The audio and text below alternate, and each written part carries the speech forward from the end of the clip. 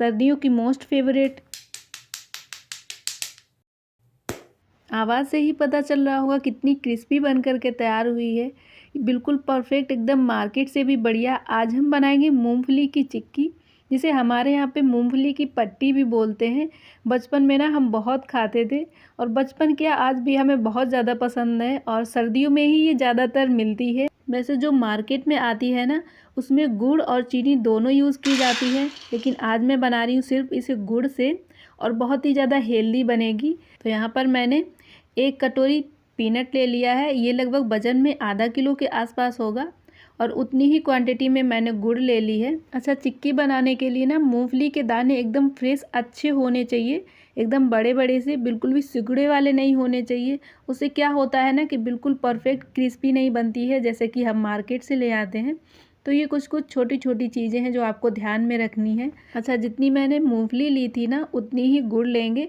तो जिस बर्तन में आप नाप करके लें, उसी बर्तन में आप गुड़ भी नाप लें। अगर आप वज़न के हिसाब से ले रहे हैं तो बिल्कुल बराबर क्वांटिटी में दोनों ही चीज़ें लें, तभी आपकी चिक्की बिल्कुल परफेक्ट बन करके तैयार होगी। कुछ भी आपको सोचना नहीं पड़ेगा, बस आप इन्हीं सारी ट्रिक्स को फॉलो करते जाइए, बिल्कुल बढ़िया से बन करके तैयार हो जाएगी।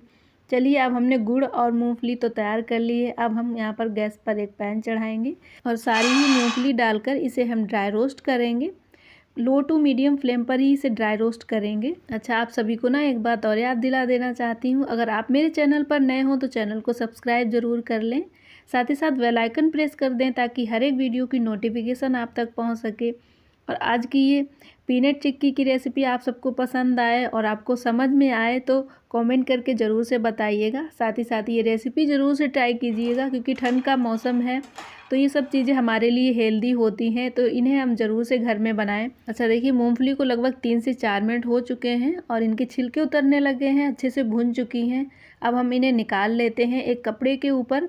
इसे पहले हम ठंडा होने देंगे। अच्छा, सर्दियों में ना ये कुछ कुछ चीज़ें होती हैं जो बहुत ही ज़्यादा पसंद की जाती हैं, जैसे कि चिक्की हो गई मूंगफली की, दाल की, या फिर तिल की चिक्की। ये सारी चीज़ें बहुत ही बढ़िया लगती हैं, और बच्चों की तो ये फेवरेट होती हैं।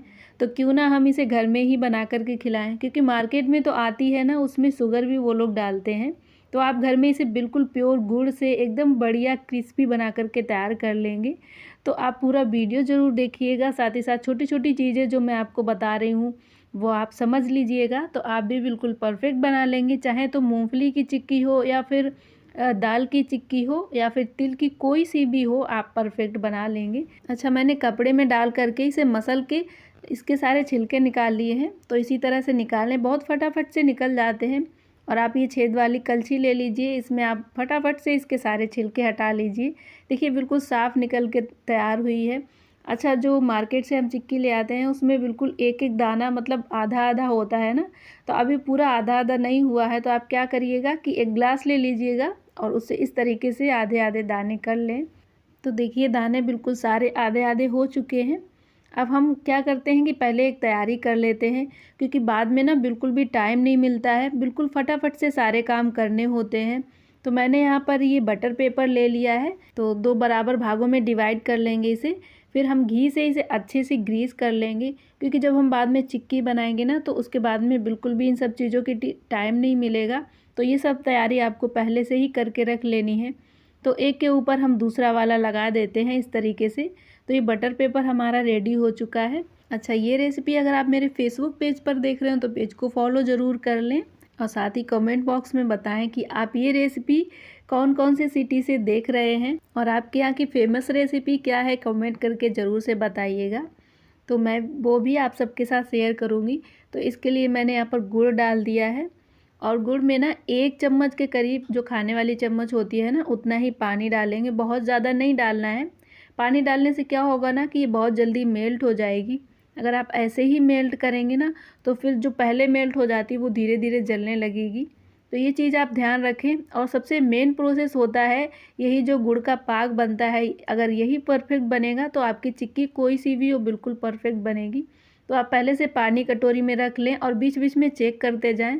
तो देखिए, जब झाग बनने लगा ना, तो फिर मैंने इसमें पानी में डाल दिया। अब हम चेक करेंगे, तो अभी भी ये खिंच रही है, मतलब रबड़ की तरह, और ये अभी बिल्कुल टाइट नहीं हुआ है। तो अभी हम 1 से 2 मिनट और चलाएंगे। अच्छा, ये पाग बनाने का ना कोई टाइमिंग फ़िक्स नहीं होता है। जब इसमें झाग आने लगेगा ना तो आप 1-1 मिनट में इसे चेक करते जाइए, और जब बिल्कुल कड़क जो इसकी गोटी है ना, मतलब जब हम निकालते हैं पानी से तो बिल्कुल कड़क बन कर के निकलेगी, तभी बिल्कुल परफ़ेक्ट पाग बन जाएगा। फिर आपको उसके बाद में बिल्कुल भी गैस पे नहीं रखना है, नहीं तो क्या होगा ना, फिर उसके बाद गुड़ जलने लगता है। देखिए इस बार हम देखते हैं बिल्कुल टाइट गोली बन रही है, और अभी हम आपको इसकी आवाज़ भी सुनाएँगे। ये देखिए।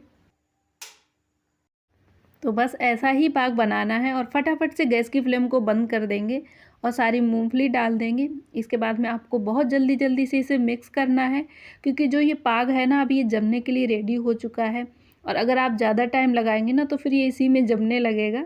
तो जल्दी से इसे मिक्स करने के बाद में ना हम इसे बटर पेपर पे जो मैंने घी लगा कर के रखा हुआ था उसमें ही निकाल लेंगे।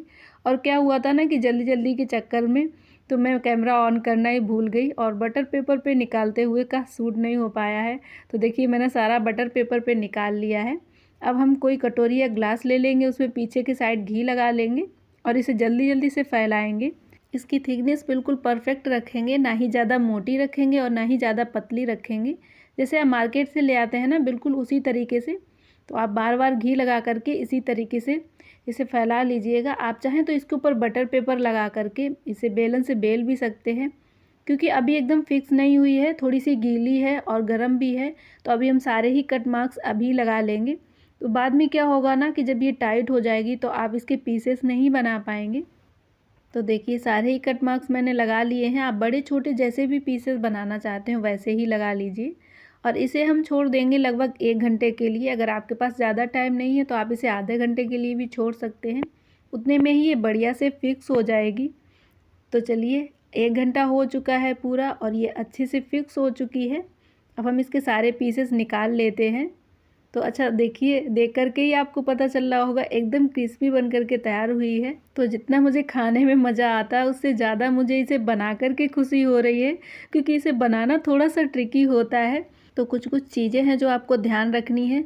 बस जो इसका पाग होता है ना, वो आपको परफेक्टली बनाना है। इसकी आवाज़ सुनिए पहले।